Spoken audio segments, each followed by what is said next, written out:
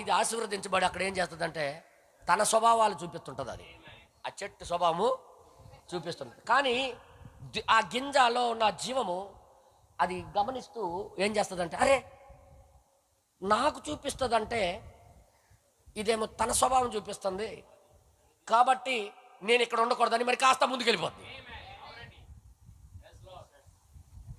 నేను ప్రవక్త వర్తమానం చెప్పినప్పుడు ఇది ఎందుకు చెప్తున్నాడు అబ్బా అనుకున్నాను. క్రీస్తు కూడా అంతే, మన దగ్గరికి వచ్చాడు.